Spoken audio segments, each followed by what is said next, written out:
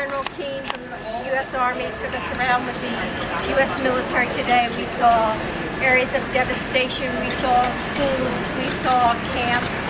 But I think the one thing that we take away from it is really the strength and the resilience of the human spirit. And that's what we saw today. And that's what we'll take home to Washington with us.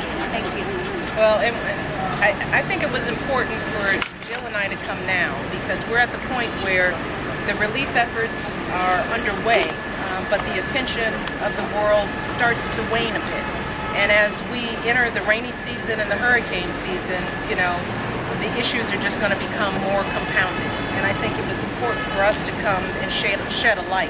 But it was also important to speak to the President and First Lady, who is she is just a powerhouse. And she's been working on education. The school that we visited, this sort of bus camp, was one of two sites that are feeding and caring for nearly 1,000 children a day that are coming through that particular site. They're reading, they're dancing, they're painting. I painted a purple fish, by the way, and Jill did an excellent house with trees and everything. It was very good.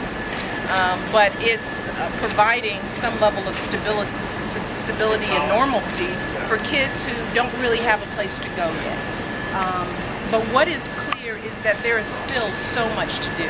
I mean, when we flew over, we did an aerial tour because it was probably the quickest and safest way. But what you see, you know, imagine a country where every church and every school has been destroyed.